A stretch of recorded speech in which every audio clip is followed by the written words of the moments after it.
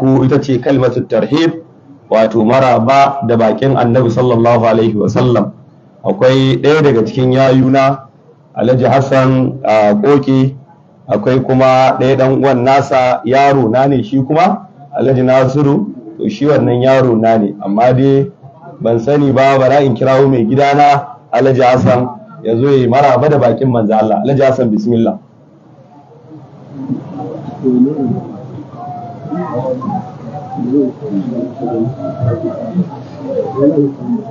Ka ji yadda za a ke. Allah saka Allah saka. أعوذ بالله من الشيطان الرجيم بسم الله الرحمن الرحيم.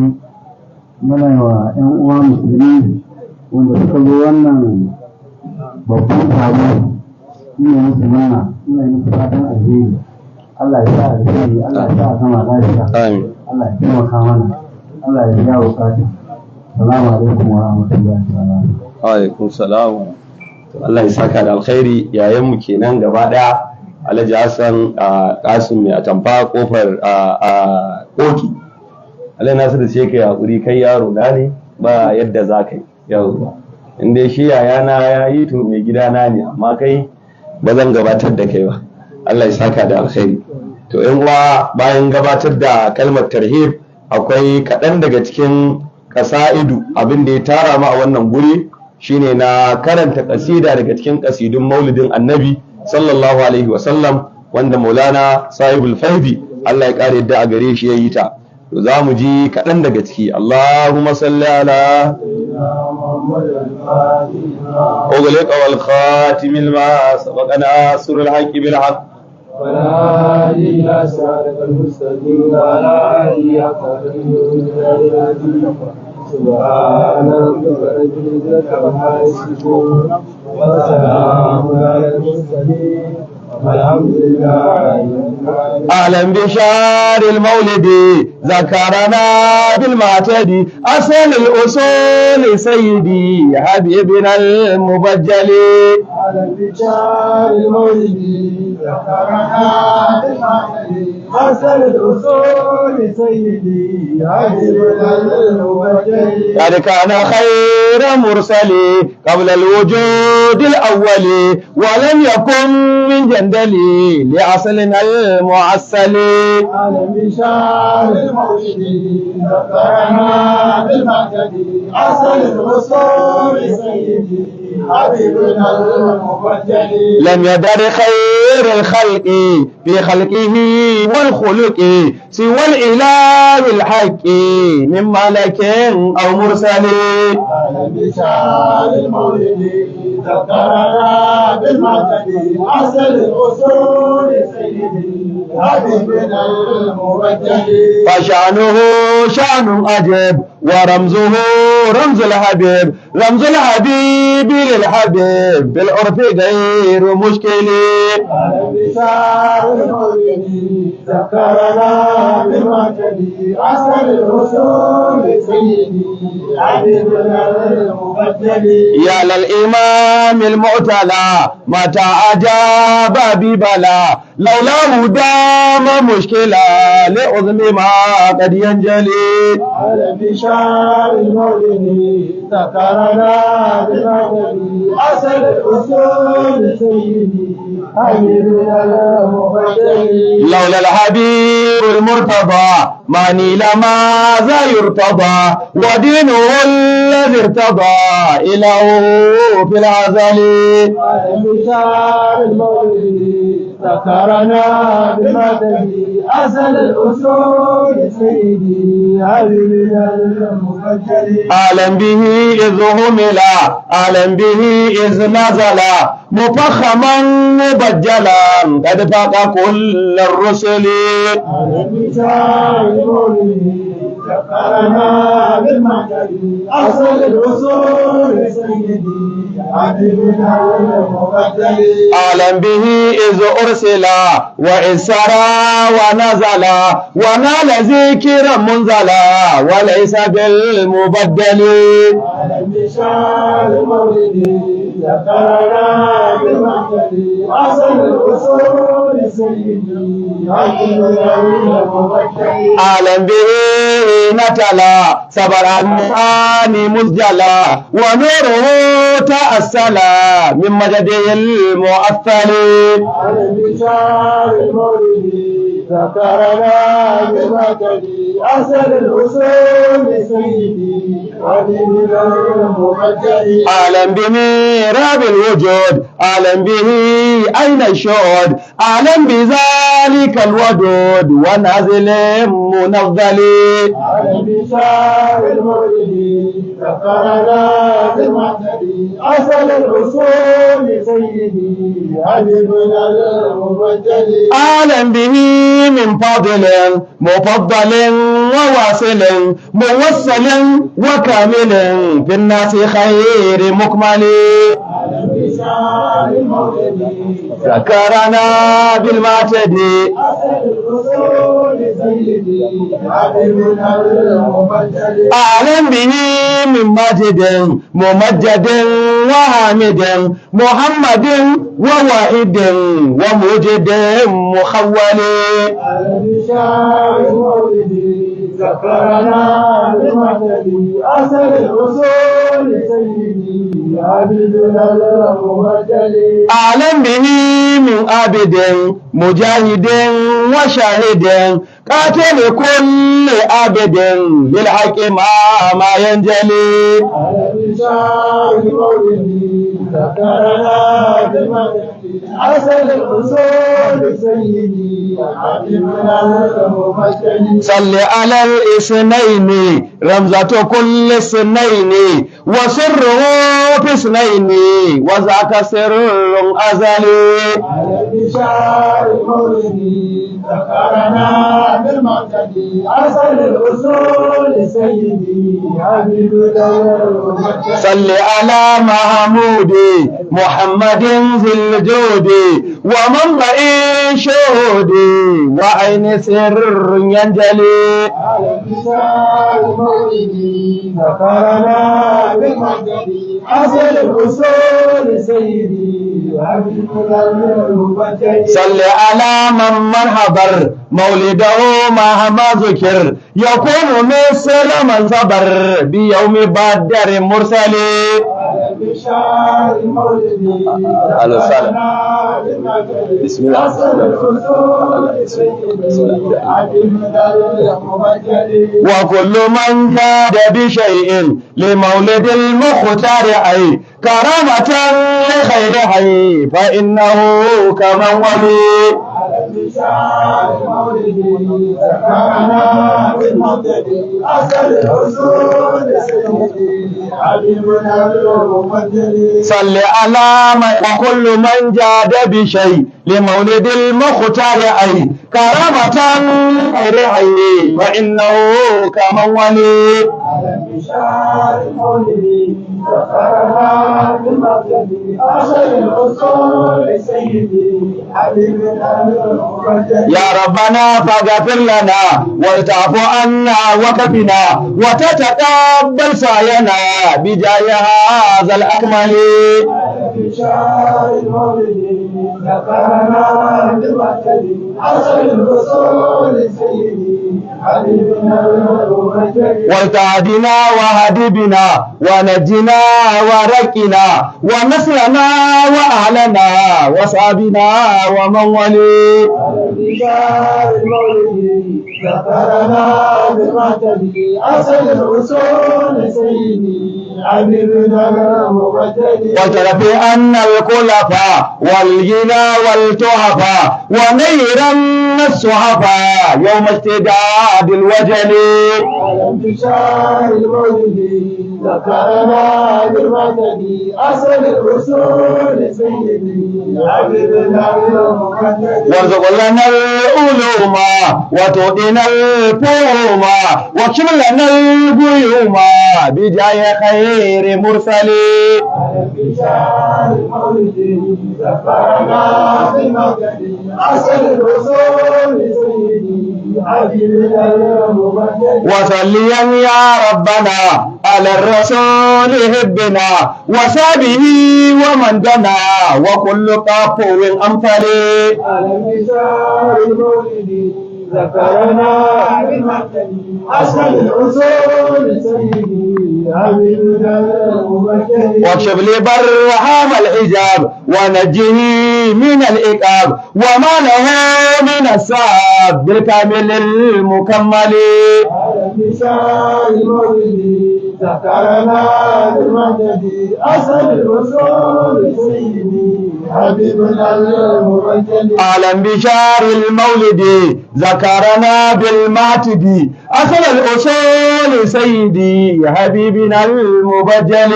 على انتشار المولد ذكرنا بالمدد أسأل الرسول سيدي حبيبنا المبجل اللهم صل على سيدنا محمد الفاتح لما أغلق والخاتم سبق ناصر الحق بالحق والهادي إلى صراطك المستقيم وعلى آله حتى قدره ومقداره العظيم سبحان ربك رب العزة عما يصفون والسلام على المرسلين والحمد لله رب العالمين. alhamdulillah wannan gaba ta hudu kenan. Alhamdulillah bayan gabatar da yabo daga cikin kasida ne ban annabi sallallahu alaihi wa sallama, to abu na gaba shine gabrun min faidin fi zikir ma ta yasara min kitabi qaba qausain, wato abinda Allah ya hore mana ne daga abinda Allah ya nufa mu yi shi a janabin annabi sallallahu alaihi wa sallam. Wannan littafi da muka fara rubutawa yau shekara 7, wanda muka sa masa suna qaba qausaini fi sirati sayyidil mursalin. Bara Allah bai sa an yi wani abu a ciki ba saboda yanayin da aka samu, amma bana Allah ya hore yadda za a yi. Shi yasa gabar da muka kwana a waccan shekarar ita ce wato shekarar ɓacin rai da damuwa a wajen annabi sallallahu alaihi wasallama. To kuma mun yi bayanin irin abubuwan da ya faru ga annabi sallallahu alaihi wasallama a cikin wannan shekarar. To bayan wannan shekarar, to abin da ya faru da manzo Allah wanda musulmi ba zai taɓa mantawa da shi ba shine mu'jiza babba da Allah ya ba manzon Allah, shine al-Isra wal Mi'raj. Wato kissar Isra'i da Mi'raji ita ce shafin gaba a cikin wannan littafi. Ina fata Allah ya nufe ni da kammala wannan littafi kafin ajalin mai sauka albarkan manzon Allah, ya zama da mun yi wani abu a janabin annabi wanda Allah zai alfahari da shi, cewa a rayuwar da muka yi a duniya mun yi wani abu gudunmawa ga manzon Allah, wanda zai zamo khalidan talidan. Masoya annabi za su iya kalla su karanta su ga abin da aka yi wa manzon Allah sallallahu alaihi wasallama a cikin sa. Al-Isra wal Mi'raj. Bismillahir Rahmanir Rahim wa sallallahu ala nabiyil karim. Mu'jizar Isra'i da Mi'raji. Al-Isra abin da ake kira Isra'in annabi huwa zahabur rasul sallallahu alaihi wasallam min al-masjid al-harami ila al-masjid al-aqsa. Abin da ake cewa Isra'i shine tafiyar manzon Allah sallallahu alaihi wasallama daga masallacin harami zuwa masallaci mai nisa shine Baitul Muqaddas, wanda misdaki ne da abinda Allah tabaraka ta'ala ya faɗa a cikin suratul Isra'i.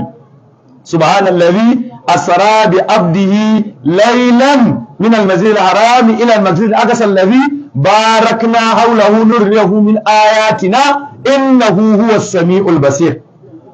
Shi ko mi'raji shine as-su'ud bir rasuli min baitil muqaddas ila samawati as-sab'i.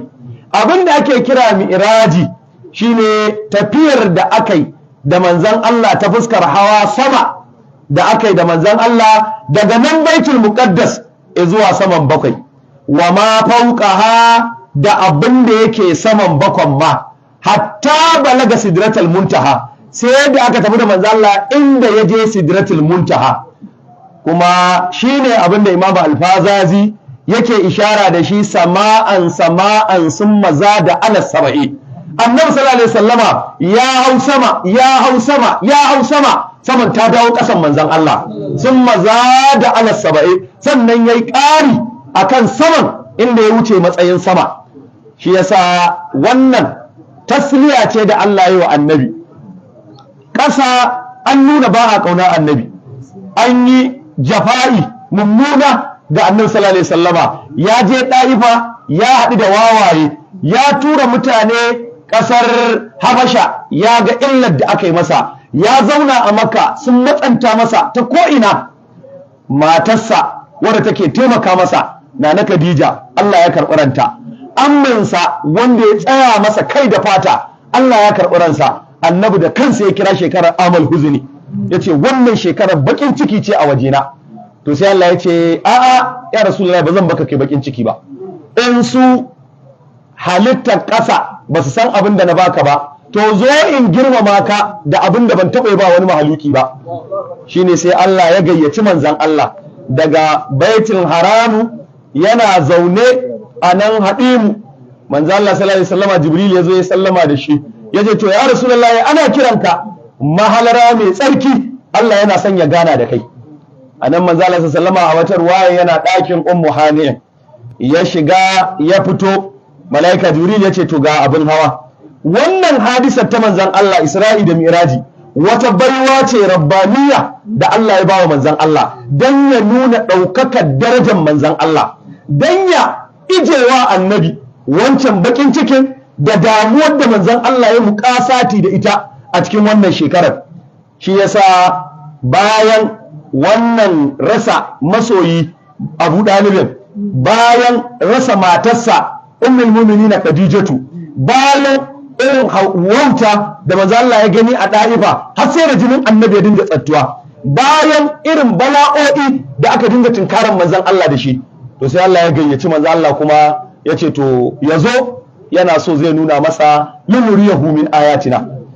To a wannan tafiya ta Isra'i da Mi'rajin manzon Allah sallallahu alaihi wasallama, kafin a yi ta sai da aka fara tsaga kirjin manzon Allah, shine shukka sadarihi wa ukhrija minhu mudgatun inda gasalihi sauda'u. An wanke zuciyar manzo Allah dan ya samu damar yin munajati da Allah tabaraka wa ta'ala, kuma ya iya ɗaukar sirrin Allah a wannan daren. To sai aka tafi da manzo Allah sallallahu alaihi wa sallama da jikinsa da ruhinsa, na ce alas sahihi, wanda ita ce magana tabbatacciya. Magana tabbatacciya, Isra'i da Mi'raji da jikin annabi da ruhin manzan Allah aka yi daga baitul haram zuwa baitul muqaddas, halin kasancewar annabi yana kan buraka tare da rakiyar ɗan jagoransa mai masa majasiddi, shine mala'ika Jibrilu. Shine mai da yace sahibu sayyidina Jibrila, mutum abokin mala'ika sayyidina Rasulullahi. Har da aka hau buraka, duk abin da ya tafi na cire irin wayannan abubuwan don ƙoƙarin in takaita wannan littafin, ba su tsaya a wani guri ba sai ga manzo Allah da malaika Jibrilu a ƙofar masallacin Baitul Muqaddas.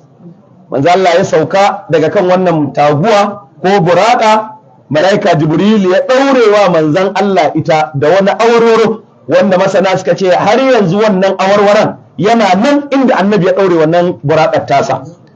Manzo Allah ya yi sallah a cikin masallaci raka'a 2, to daga nan ne aka yi wato Isra'i.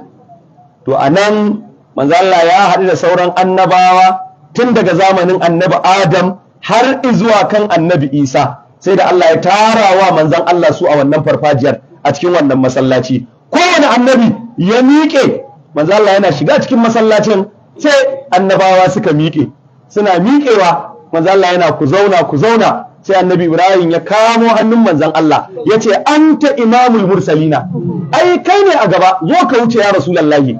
Allah ya raya masa su, ya tashe su dan a zahiri manzo Allah ya shugabance su. Saboda haka manzo Allah ya wuce gaba, ya yi sallah da annabawa. Bayan an yi sallah, abin da ya wakana sai aka kawo wani matattakala, wato za a tafi mi'raji kenan, shine durj wanda ake hawa.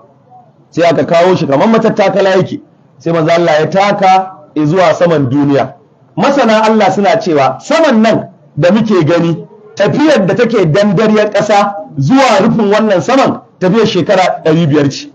To manzo Allah dai ya wuce wayannan sammai guda 7. Duk sama in annabi ya je, sai Allah ya wakilta wani annabi da zai wa manzon Allah maraba. a nan annabi ya yi sallah tare da su ya bar su a baitul muqaddas, sai kuma Allah ya fusge su ya kai su wato ainihin sama, suka je suna jiran zuwan annabi sallallahu alaihi wasallama manzon Allah ya karaso. Kowanne ya shigo sai mala'ika manzon Allah annabi wa manzon Allah maraba da sauka. To a wannan lokaci manzon Allah ya wuce har saman bakwai, bayan ya je saman bakwai ya gama wato wuce duk inda halittar Allah ta taba sauka a wannan guri, ya ga kowane annabi gwargwadon matsayinsa, hatta annabi Musa da annabi Ibrahim shine na ƙarshe da suka haɗu da manzon Allah a saman bakwai.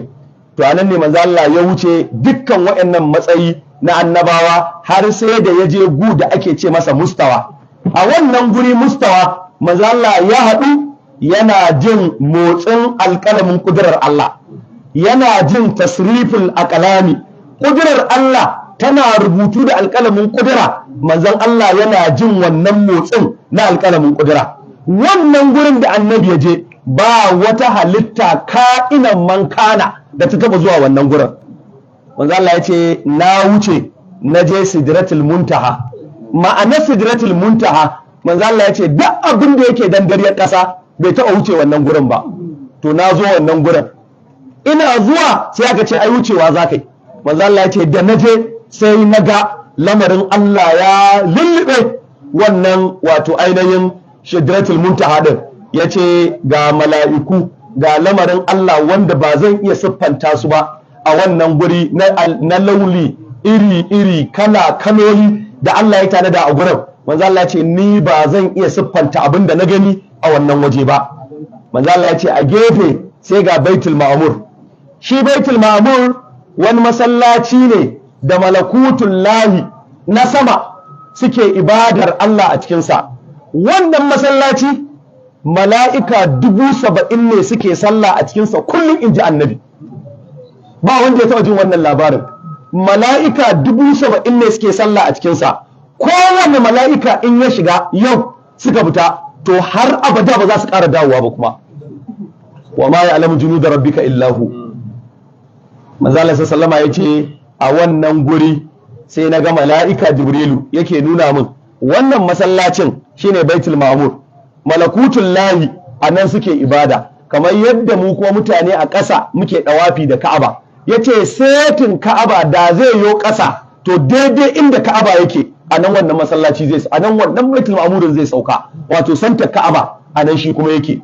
Manzo Allah yace sai da Allah ya nuna min wannan. Yace a wannan gurin ra'al jannata wan nara, sai da Allah ya nuna wa manzon Allah aljanna da wuta. Yace a wannan gurin kawai sai naji ana taqaddam ya Muhammadu, matso ya Mahmudu zati. Yace ina shiga sai na fara attahiyatu lillahi, azzakiyatu lillahi, at-tayyibatu salawatu lillahi, sai zati yace assalamu alayka, assalamu alayka. Wato an je gurin da mala'ika Jibrilu ba zai iya zuwa gurin ba, an je gurin da duk wata halitta da Allah ya bata taba zuwa wanda Mahmudu zati. Manzo Allah yace muka yi munajati da Allah, shine fa'auha ila abdihi ma auha.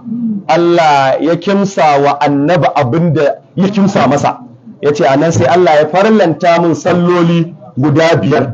Wannan sallar guda 5 inji manzon Allah sallallahu alaihi wasallama, da na dawo wajen annabin Musa, kaga ya baro sama ta 7 ya zo sama ta 6 wajen annabin Musa. Annabi Musa ya ce me aka farlanta maka? Ya ce aini an farlanta min sallah 50 ga al'ummata.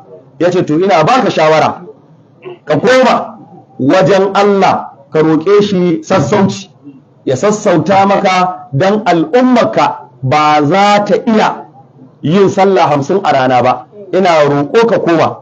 Manzo Allah ya koma don neman sassauci a gurin Allah.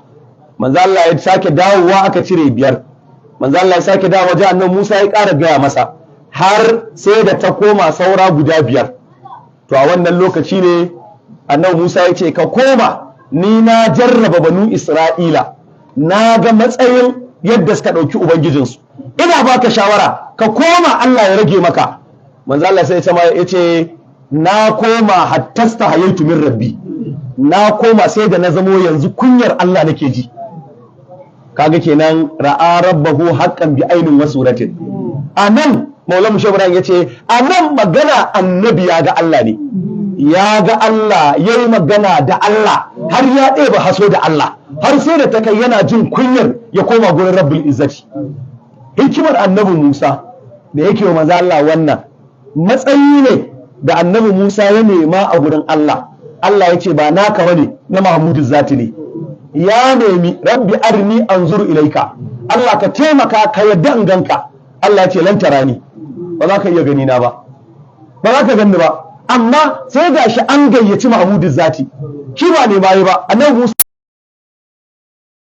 aitu rabbi, manzo Allah ya ce wallahi na ga ubangiji na. Yasa na sai na Abdullahi dan Abbasin yake cewa ra'aitu Allah. A wata ruwayar Abdullahi dan Abbasin yake cewa laqad ra'a Muhammadun ilaha, lallai annabi Muhammad ya ga Allah, ya gan shi bi ainai ra'asihi. Shi yasa dukkan sabanin da malamai suka yi na buge shi anan da cewa annabi sallallahu alaihi wasallama da jikinsa akai. Yasa nace ana sahihi, magana tabbatacciya shine abinda Alfazazi yake faɗa a cikin ishiriniya, bi jismi nabiyil mustafa wa bi zatihi wa fi rabahin lam yaqlib bi shuratihi. Alfazazi yace ina gaya muku da jiki da ruhi na manzon Allah aka Isra'il nan da Mirajin, kuma da manzon Allah ya je ya ga Allah, ganin da yayi wa Allah ba gani ne irin wanda za a suranta shi ba. Manzo Allah ya ce na ga Allah har sai da Allah ya ɗauki ƙudurarsa ya ɗora a ƙirjina, ban gushe da ina jin sanyin ƙudurar Allah a cikin ƙirjin nan nawa. Saboda haka manzo Allah ya ga Allah, ƙarshen gaibu kenan, ƙarshen gaibu shine Allah tabaraka ta'ala. To manzo Allah ya ga Allah, to a wannan gani da Allah ya bawa manzo Allah sallallahu alaihi wasallama ya farlanta masa wannan salloli guda 5. Annabi yana wucewa sai zati ya ce da manzo Allah, wannan 5 ɗin na mayar maka da ita 50 saboda tsawamewa da al'umma ka 50 saboda rahama da jin kai ya Mahmudu Zati. Manzo Allah sai ya dawo Baitul Muqaddas, a nan da ya dawo ya sake samun annabawa suna tsimayinsa, yayi sallah da annabawa dan Allah ya ƙara nuna girma da daraja da falala da Allah ya ba annaba a kansu, cewa ba kyale su aka yi ba, tafiyar da aka yi an je an dawo suna nan suna jiran manzon Allah. Ya sake dawowa ya yi musu sallah a wannan masallaci na Baitul Muqaddas, sannan manzon Allah ya hau buraƙar ta dawo da shi gidansa a wannan lokacin asubahi ba ta yi ba. Kisa Allah ya ce bilailin, ɗan wani yanki ne na dare ko sa'a ɗaya ba a yi ba da daddaren aka je aka yi wannan Isra'i da manzo Allah. Maulana Shehu Ibrahim Allah ya kare da gare shi yana cewa saral Mustafa laylan wa wafa bi khamsatin arjna biha wal fadl al mutaqaddim. Maulana Shehu Ibrahim yace ai manzo Allah sallallahu alaihi wasallama ya je Isra'i a wani yanki na dare, Allah kuma ya bashi sallah guda ala, ya bawa manzon Allah wanda bayi suka amfana da shi a wannan Isra'in, shine wannan salloli guda 5. Wannan sallah guda 5 Shehu Ibrahim ya ce to mu ma Allah ya fallanta mana ita, ya ba mu ita, arjna biha, mun samu ɗaukaka da ita, amma wal fadlul mutaqaddimi, falalar ta koma zuwa gurin manzon Allah. Zaka duk wanda yayi sallah je Allah ya fara bawa annabi kafin Allah ya bashi. Duk wanda yayi aikin sallah na ibada kafin a rattaba sai an rattaba wa Mahmudu Zati. Shehu Ibrahim ce arjna biha wal fadlul mutaqaddimi. Yasa idza qumta min babil wudu'i murattilan wa tasjudu min babir ruku'i mu'azzami laqad yat ankal masafata jaharatan wasalta ila al mahbubi kabbir wa azmi. Mallan Shehu Ibrahim ce ai da ka tashi zaka yi sallah to shikenan kai ma ka samu saduwa zuwa ga halarar Allah. Abin duk da Allah ya bawa annabi na munajati kai ma Allah ya baka. Gashi ka zo kana cewa ihdinas siratal mustaqim, ihdinas siratal mustaqim, sai ka ce iyyaka na'budu wa iyyaka nasta'in. Manzo Allah ya ce wal musalli yunaji rabbahu, wal musalli yunaji rabbahu. Yasa ya ce in kana sallah amai yazo ko kaki ko majina kakkai tofi a gabanka, domin Allah ne a gabanka. Wannan arzikin ka same shi albarka zuwa manzon Allah Isra'i.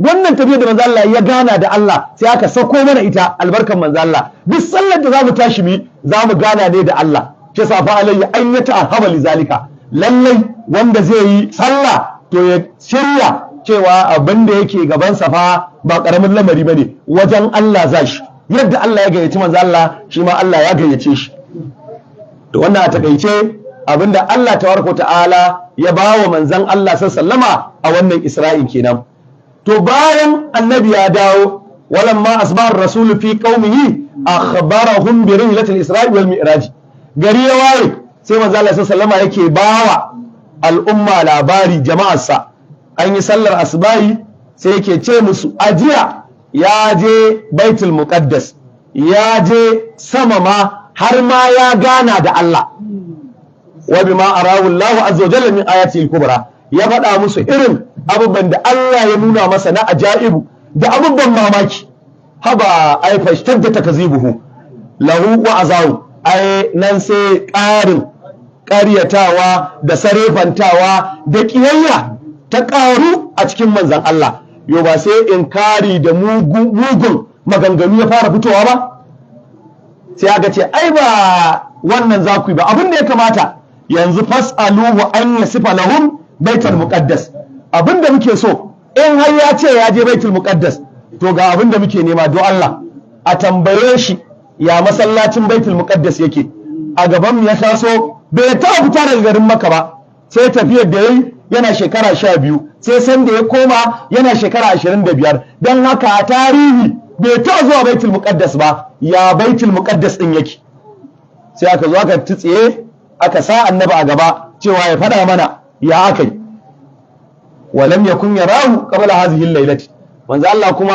bai taba zuwa baitul muqaddas ba kafin wannan lokacin fajallahu Allahu lahu wa ta'ayanahu ai da aka takura aka matso aka taru aka yi gandanko cewa za a ga abinda manzo Allah sallallahu alaihi wasallama yayi na wannan abin da ya faɗa wanda hankali ba zai iya ɗauka ba shikenan sai Allah ya ce da Jibrilu ya ɗauki baitul muqaddas din ya ajiye Muhammadu zati su in suna ganin sai an taka an je to ga qaharu zai gwada muqamin Muhammadu zati sai aka ce da Jibrilu ya ɗau baitul muqaddas din ya ajiye masa shine sai Jibrilu ya ɗauko baitul muqaddas ya ajiye a gaban manzon Allah ba da fika yukhbiruhum anhu kawai sai annabi ya fara wasafa musu kofa kaza ce a masallacin akwai al'amudi kaza daga guri kaza akwai wane irin siffantawar da la yastati'una an yardu alaihi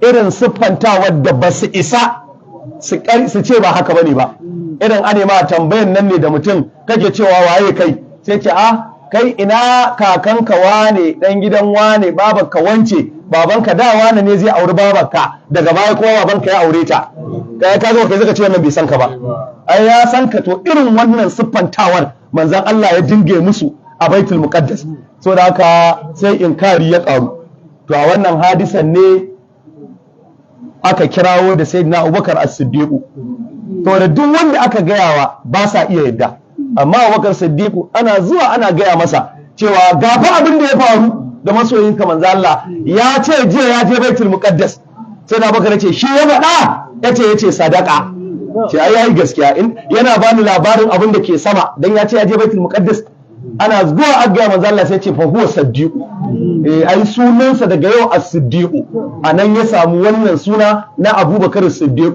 a wannan mas'alar sai suka ce da shi to tunda ka faɗa mana yadda masallacin yake ta yi labari ne aka baka me za ka iya faɗa wanda za mu ƙara gasgatawa shine wannan kissan mashahuriya wanda malaman sira suke kawowa ita ce manzo Allah sallallahu alaihi ya ce musu a lokacin da nake tafiya a daren za mu dawo na ga ayarinku na ƙuraishawa da kuka aika su a daidai lokacin suna bacci ƙwariyarsu ta buɗe faifan ya faɗi hannonan ya zube na ɗauka na rufe musu na gyara musu ita in sun zo ku tambaye su to yaushe za su zo ya ce za su shigo ranar laraba ayarin suna guri kaza yanzu haka kuma nan da ranar laraba za su zo to a yaushe ran larabar ya ce da rana ta faɗi za su zo duk wannan abubuwa guda uku ma'aikin Allah ya gaya musu.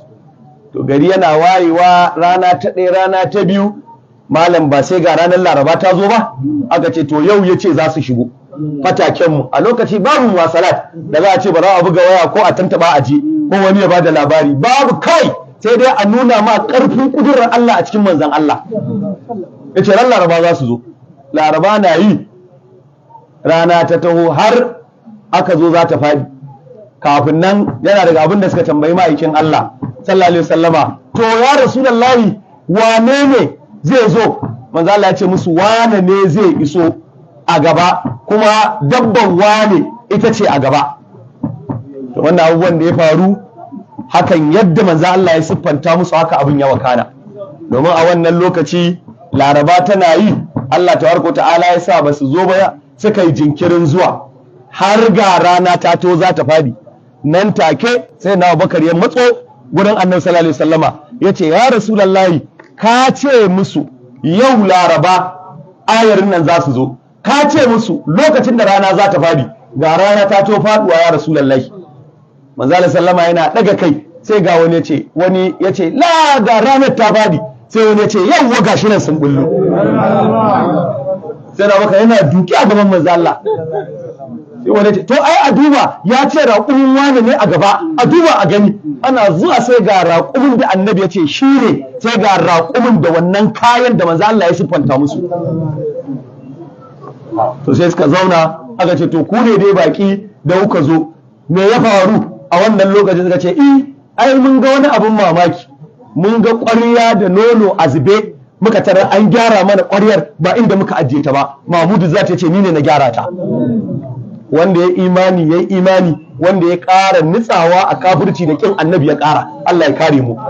Haka wannan ɗabi'a ce, wani duk abin da za a faɗa masa akan Annabi ba zai ƙaru ba wallahi. Ba zai ƙaru. Haka sun zauna da Annabi, zuciyarsu ba ta ɗamfara da Annabin ba. To haka abin yake, karkaji ana maulidin Annabi ta yana damuwa, a'a dan baya cikin zirin irin jinin Abubakar Siddiqu ne. Yana wancan ɓarin. Allah ya kare mu. Wannan kissa ta Isra'i ta tattaro gaibiya a haƙƙin manzon Allah da wasu isharori wanda Allah tabaraka wa ta'ala ya bayyanar da su a cikin manzon Allah, domin Annabi sallallahu alaihi wasallama ya tabbatar a wannan daren cewa shine nabiyul qiblataini, shine imamul mashriqaini, shine imamul maghribaini, shine warisul anbiya'i qablahu, shine imamul ajyali ba'dahu.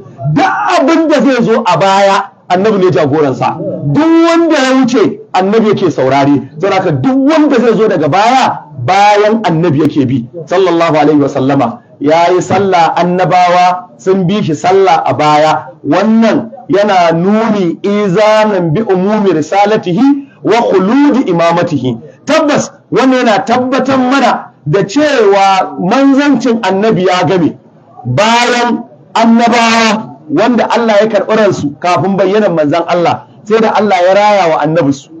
In har Allah tabaraka wa ta'ala yana da iko ya raya Annabi, Annabin yayi magana, yana da iko ya raya Annabi ya tashi yayi sallah, yana da iko ya raya Annabi har ya jan siddi ga manzan Allah, yaya kuma sayyidina Rasulullahi? Shi yasa Nabahani yake faɗa huwa hayyun fi qabrihi bi hayatin kullu hayyin min hala istida'u. Manzon Allah yana nan rayayye a cikin kabarinsa, kuma duk mai rayuwa a yau yana ɗosana daga rayuwar manzon Allah ne. Ba wanda ya samu wani abu a gun Allah face ta hannun sayyidina Rasulullahi. Shi yasa wannan Isra'i da Miraji yana ƙara tabbatar mana da rayuwar manzon Allah a barzakhi, kamar yadda Allah ya raya annabawa. Domin hadisin al-Imam al-Bukhari da ya kawo wannan kisar ta Isra'i, kai dai ba za ka ce Annabi sallallahu alaihi wasallama da gawa ya sallah ba, dole da mutane rayayyu manzon Allah ya sallah.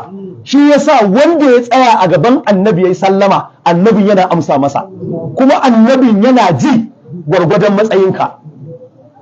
Otubi da ya je, ai kaga zuwa yayi sallamar kuma aka amsa masa, zuwa yayi ya kai kuka kuma aka share hawayen. damuwar ce ta isa sai ya tafi gurin manzon Allah.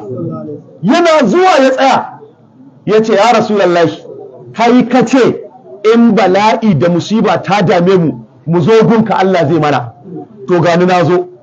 Walau annahum izzalamu anfusahum ja'uka, to gani a gabanka.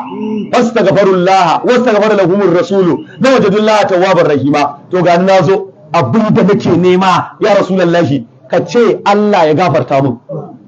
Sai ya juya ya sallama ya fita.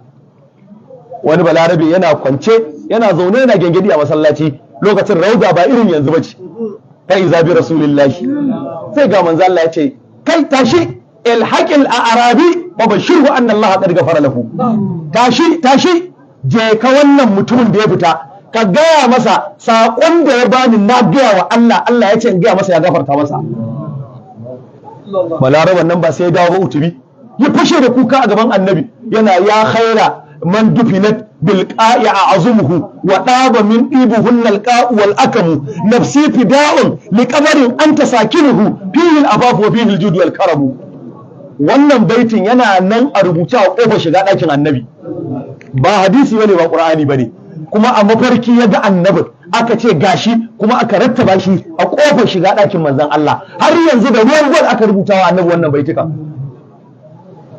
Shi yasa annabi yana nan yanzu haka kuma yana ji in ka tsaya.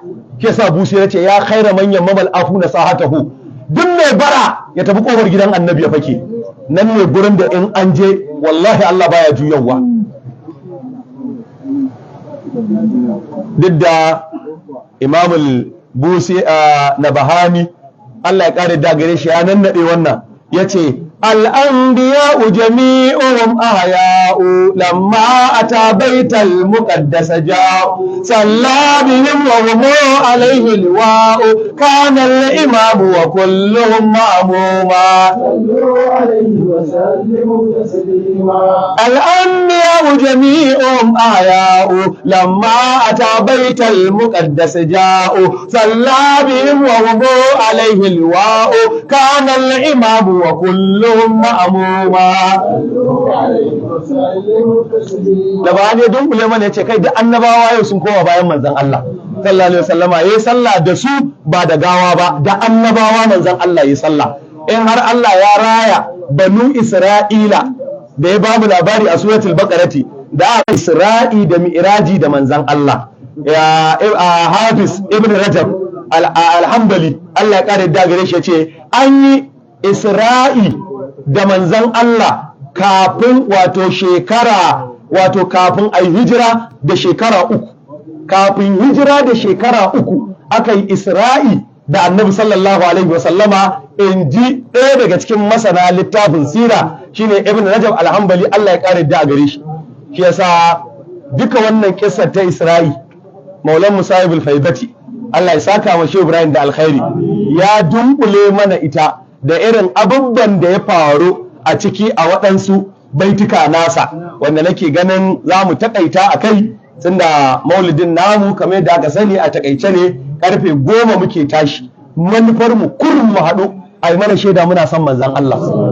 Shi ke nan ba wani abu a cikin wannan haɗuwar wallahi. Maulam Shawara yake cewa عليه صلاة الله ثم سلامه صلاة تركينا إلى الذكر والحب. عليه صلاة الله ثم سلامه صلاة تركينا إلى الذكر والحب. تذكرت من هو للورى كلهم قوت وهم حجر والمصرف الكرم ياقوت. عليه صلاة الله ثم سلامه صلاة تركينا إلى الذكر والحب. فهو تجلى الذات بل هو عينها فملك العلي منها كذا ملكوت. عليه صلاة الله ثم سلامه صلاة تركينا إلى الذكر والحب. لذاك سرى والفرش موضع عليه ومن هيبة قد انسنى عنه الريت. عليه صلاة الله ثم سلامه صلاة تركينا إلى الذكر والحب. وصار يشق الحجب دون مزاحم ولا خادم إلا تسنى له ليت. عليه صلاة الله ثم سلامه صلاة صلاة تركنا إلى الذكر والهدى دنا فتدلى دون كيف فإنه تقاصر عن هذين كالجبروت عليه صلاة الله ثم سلامه صلاة تركنا إلى الذكر والهدى وسر سرى للسر عليه صلاة الله ثم سلامه صلاة تركنا إلى الذكر والهدى عليه صلاة الله ثم سلامه بها يسهل الأرزاق والعيش والقوت عليه صلاة الله ثم سلامه صلاة تركنا إلى الذكر والهدى عليه صلاة الله ثم سلامه فتشرق من أنواره القر ناسوت عليه صلاة الله ثم سلامه صلاة تركنا إلى الذكر والهدى عليه مع الآل الكرام وصحبه صلاة من الرحمن والرابوت عليه صلاة الله ثم سلامه صلاة تركنا إلى الذكر والهدى عليه صلاة الله ثم سلامه صلاة تركنا إلى الذكر والحب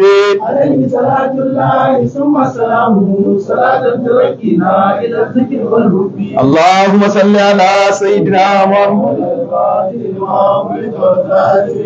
وسلام على المرسلين والحمد لله رب العالمين. to alhamdulillah wannan kusan shine ƙarshen kissar Isra'i da Allah ya yaye wa annabi bakin ciki da ita Allah ya share wa manzan Allah hawaye da ita a lokacin da ke cikin tsanani da musiba da ɓacin rai da damuwa sai Allah tabaraka ta'ala ya share wa manzan Allah hawaye ya yaye masa dukkanin damuwoyi da manzan Allah sallallahu alaihi wasallama yake cikin su to muna roƙon Allah ya sanya mu ma Allah ya yaye dukkan damuwoyinmu Allah ya yaye dukkan matsalolinmu Allah ya yaye dukkan wani abu da yake damun mu a cikin zuciya yadda waccan shekarar ta zama ta bakin ciki da damuwa ga annabi Allah ya ba wa annabi yayewa a cikin wannan shekarar to Allah mun tawassuli da Isra'il nan na manzan Allah da yadda ka yaye masa waccan damuwar Allah ka yaye duk damuwoyin nan namu Allah ka ɗauke mana duk wasu bakan ciki namu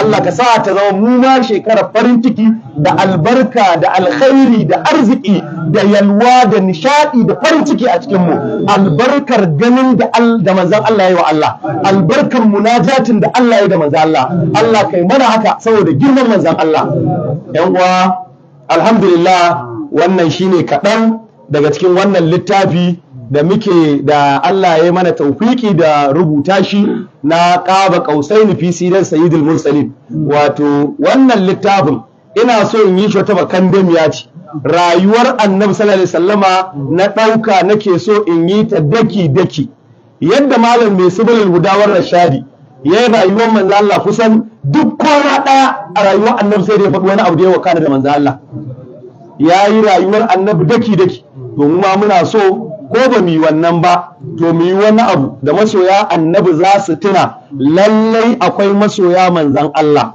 wanda suka gyara dararensu da ranakunsu suka rubuta wani abu a janabin manzan Allah bai dan uwana sai di Mahmud ya yi littafi sai na ji kishi ya kama ni ya ce almujtaba littafi na ne da na fara rubutawa da wannan sunan amma sai na ga shi har ya rubuta har ya buga sai wata gira ta kama ni to amma dai alhamdulillah mun yi tarayya da shi a cikin ma'anar kuma lallai zan nemi a wannan mazaunin dama bai taɓa zuwa ba to ya sa mana albarka ya tsokato wani abu a cikin wancan littafin wallahi ina karantawa ji nake kamar ni nake rubuta littafin kusan duk adifa ta ya sata yake rubutawa a ciki amma dai da yake hadili ne muhammadi tunani ne na manzan Allah yan soyayya ta yi daidai sai ka ga afkar din yana fitowa iri daya shine abin da zaka ji mawaka na jahiliya ana cewa a wato abin da ake ce masa ko zaka suna cewa sarqatu shi'riya amma ba shi bane ba wato haduwar adifa ce adifa ce take haɗuwa iri ɗaya kamar ka kalli ishiriniya da malam mai ainihin mutiriya za ka rika ganin adifar tana haɗuwa abin da wannan ya faɗa sai ka ji wannan ya faɗa duk irin wannan yana faruwa abu ne wanda yake ilimi ne ma mai zaman kansa a harkar arabiya muna roƙon Allah da ya sa mana albarka to abu na shida na kusa da ƙarshe shine neman sa albarka kuma zan nemi sayyidi malam Mahmud ya sa albarka a sayyidi malam Mustafa fita zaki to Allah ya karba mana sai di malam Mahmud bismillah a zuwa sa albarka wani abu zaka ya fito min a cikin almujtaba. Sayyidi Mahmud da an san shi wato na gudu, Sayyidi Mahmud na gudu sha'irin annabi ne kuma malami ne kuma masoyin manzan Allah, yana da rubuce-rubuce da yawa da ya rubuta a janabin annabi, da yake shi kuɗi da waye ya danne abin, shi yasa ba a fiye ganin aman nasa ba, amma alhamdulillah irin wannan tarukan za su rika fitowa da su, ana jin meye a cikin zukatan nasu wanda Allah ya ɓoye a game da manzan Allah. Zan ba shi minti 5 kamar yadda aka sani. Allah tabaraka ta'ala ya karba mana. Hayyakallah.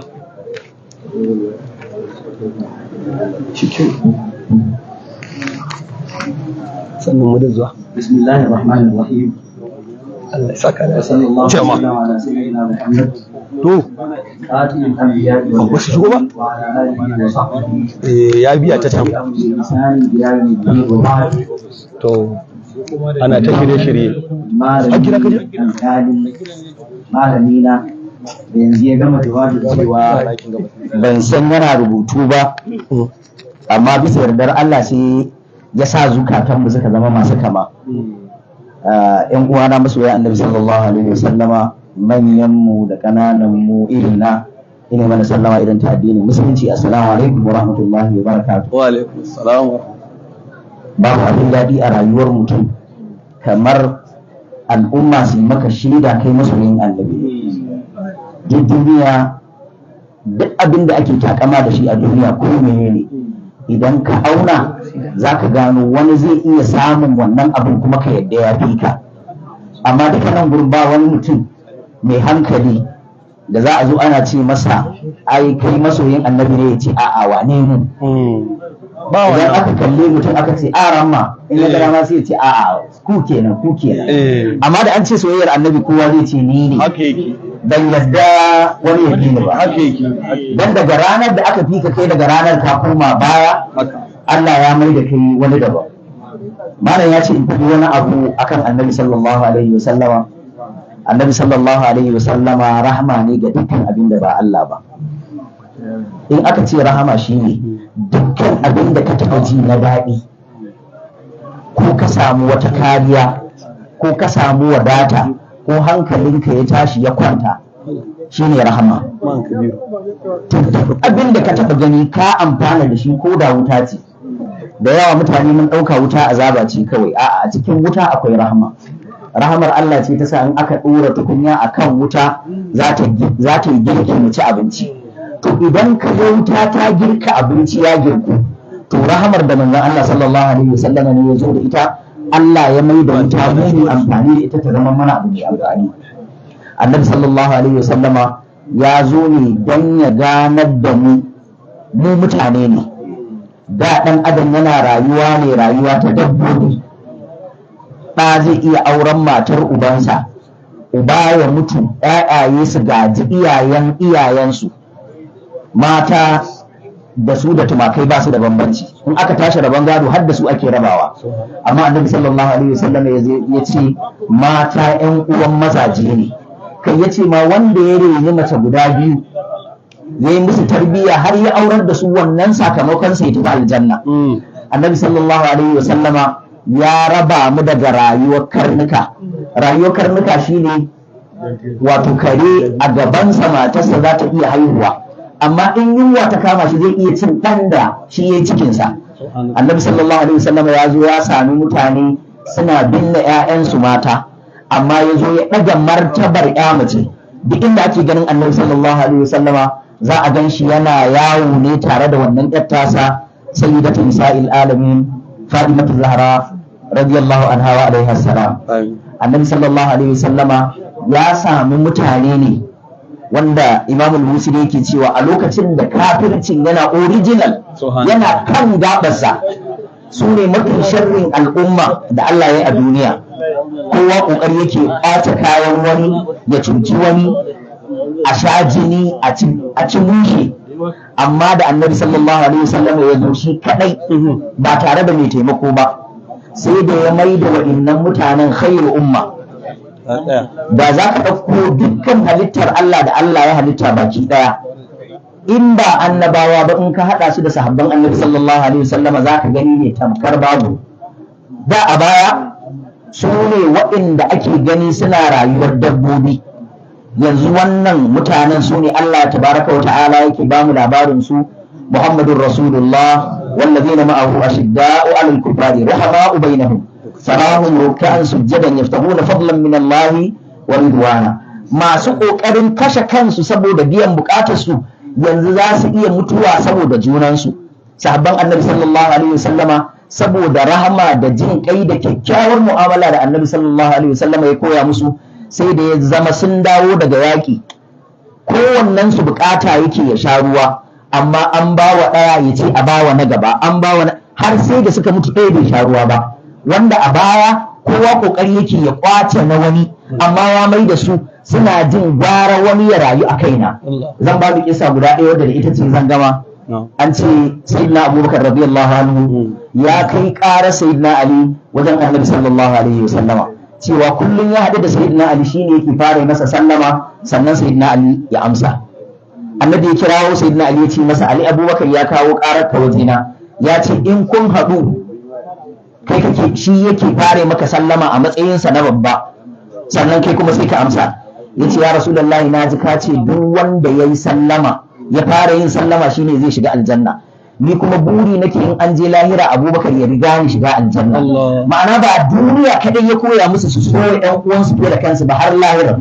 Allah ya taimake mu, Allah irin wannan mazauni ne albarka, Allah ka maimaita mana, Allah ka zama gatan mu alfarma Annabi sallallahu alaihi wasallama. Malam Allah ya riko da hannunsa, masu zuwa kuma ba da wuri ba Allah ya sa su dinga zuwa da wuri. Assalamu alaikum wa rahmatullah.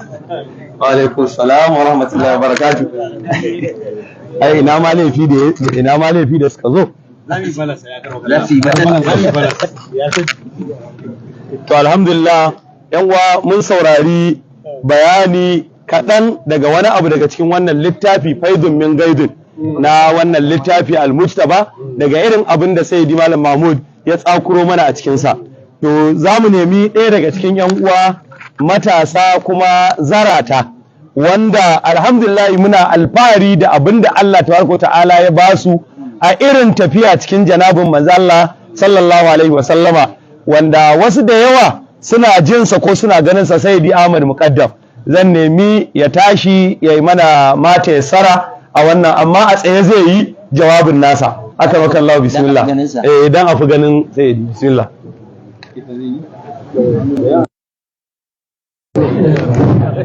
أعوذ بالله من الشيطان الرجيم. بسم الله الرحمن الرحيم. الحمد لله رب العالمين، والصلاة والسلام على سيد المرسلين وعلى آله وصحبه أجمعين هداة المهتدين ومن تبعهم بإحسان إلى يوم الدين حق قدره وامتداده العظيم. يا همة الشيخ ادعي لنا بهذا المحضر والتعطف بنزلة تأتي لنا بالسفر.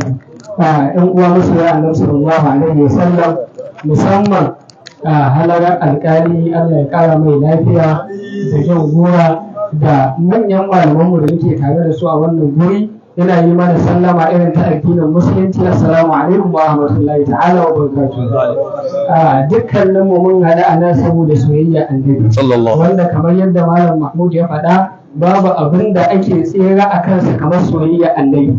Shi yasa za mu ga sabon annabi babu abin da suke tutiya da shi kamar soyayyan nan. Sahabi zai tawo mun annabi sallallahu alaihi wa sallam ya ce wa annabi sallallahu alaihi wa sallam, ar-rajulu yuhibbu al-qauma wa lam yalhaq bihim. Mutum ne yake son mutane amma bai rusku da su wa aiki ba. Sai annabi sallallahu alaihi wa sallam ya ce al-mar'u ma'a man ahabba. Mutum yana tare da wanda yake so. Wani zai zo gun annabi sallallahu alaihi wa sallam ya ce mata sa'atu ya rasulullah, yaushe za a tashi alkiyama ya manzan Allah. Allah sallallahu alaihi wasallam ya ce ma a'adatta laha, me ka tanadan mata? Ya ce ma a'adattu laha min kasiri salatin wala somin, ban tanadan mata yawan sallah ko yawan azumi ba, walakin ni uhibbu Allah wa rasulahu.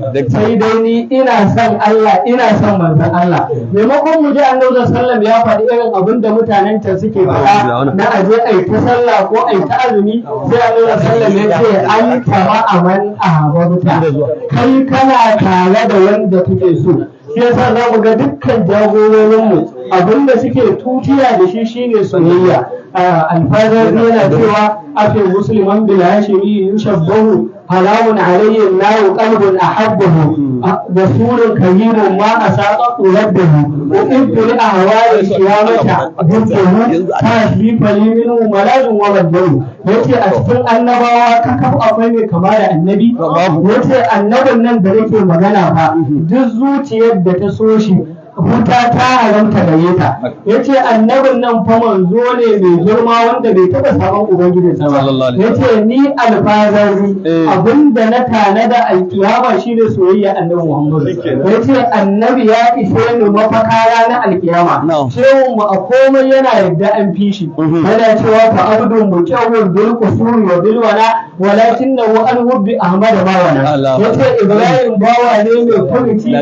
aikawa da wurin amma a soyayya annabi Muhammad baya wani anan sai dai kaje yana cewa kamar rama da siyaki da dina kamar rama amara mustahalan muhallama kamar rama dinkin kamar rama muskan badri yawman bi asbu'in kamar rama audal arsi yawman wa ayyama kamar rama dinkin rusi yawman wa qadasahu walakinnahum qarga da mutaraddama zaka ji yana cewa wa zuyum tafiya da zamani wa inna li lafi giratin mimman yahu Muhammada yace duk wanda yake nufa annabi Muhammad da so to ni ina kishi da wannan yace amma walakin na ni dallaitu qabla sibaqi yace tun kan su zo ni na riga na ci kwalla na yi nasara to kan dan tu tabi zal qawli li ahmada saboda haka soyayyan nan a ita ake tsere kuma ita ta tara mu anan kamar yanda wanda yake makiyin mu ibn taymiya ya faɗa yace saboda haka muke rodi wassalamu alaikum wa rahmatullah wa alaikum assalam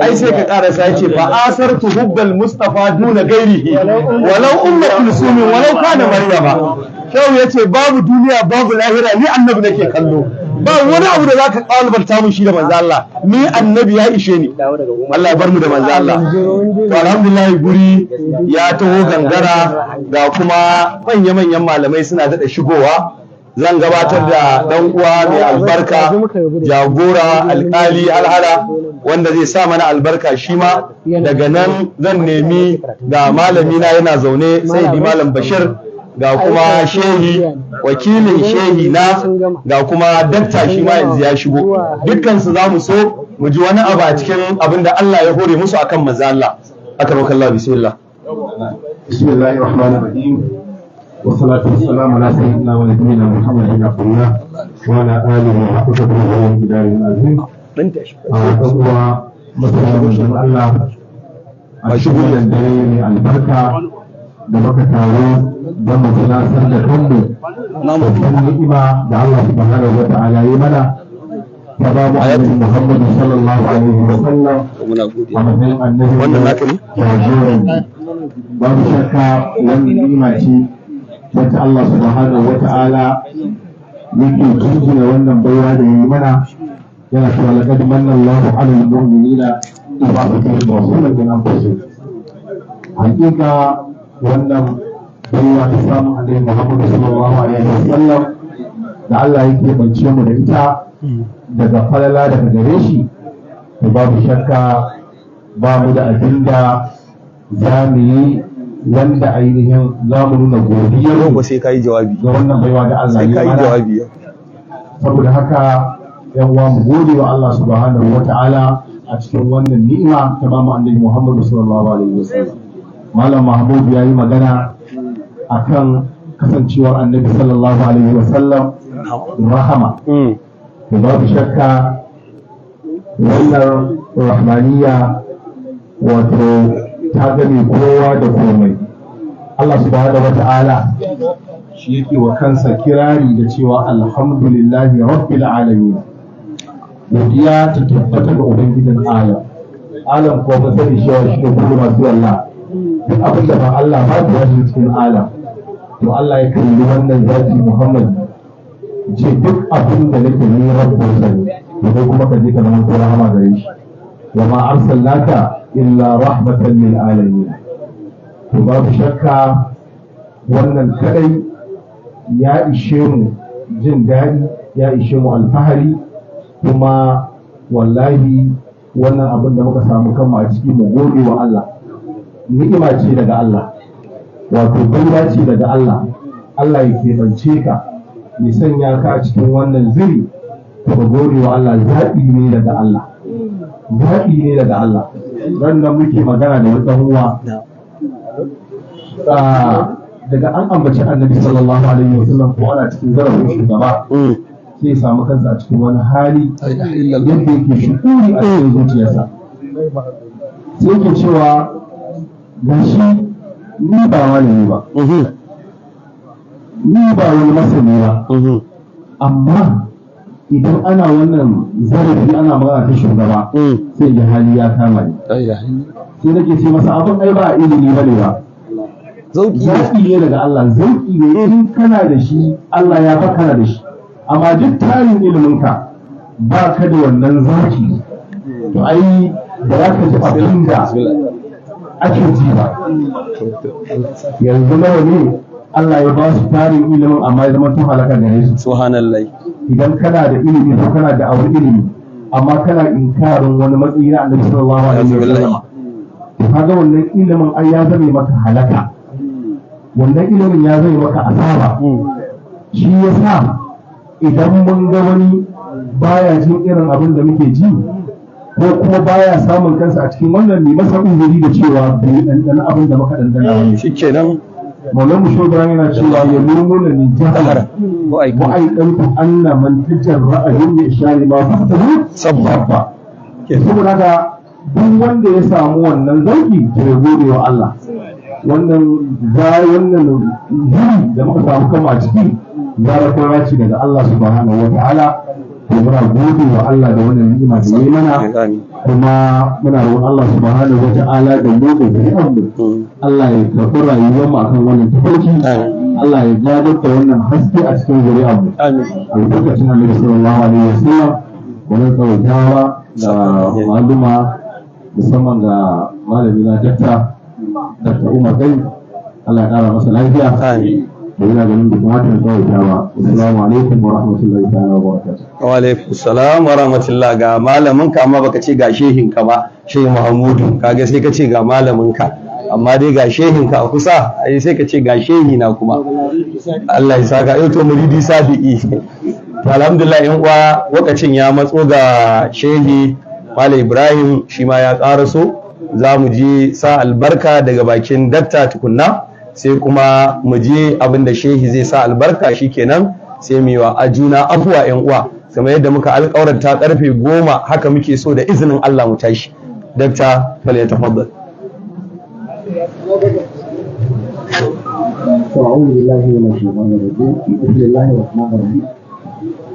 الصلاة والسلام على أشرف المرسلين سيدنا محمد.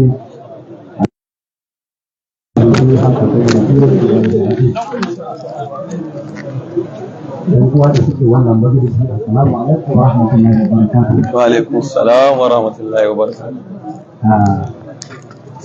Da kadan an ce mai magana har an ban lasifika ba, tunda wannan shine zuwa na farko, so ne na gaisa da yan uwa kawai na kwashe albarka. Alhamdulillah. Shi yasa na zuwa karshe kowa ya zo kenan. Alhamdulillah. Kaga san da za a raba albarka ina nan kenan, ba wani ya zo ya tafi ba. To amma ni magana ɗaya zan faɗa, ni da majalisi ne na ilimi, kuma ga muna da matasa kuma mun san halin da muke ciki yanzu. Abin da ya fi muhimmanci a zamanin yanzu shine neman ilimi. Neman ilimi ba ibada ba. Abdullahi dan Mas'ud yana faɗa wata magana, wanda magana a cikin littafin nan Kashkul na fara ganin ta, kafin kuma na ganta a sauran littattafai na hadisi da sauransu. Ya tara almajiransa yana ce da su Allah ya yi ku a wani zamanin da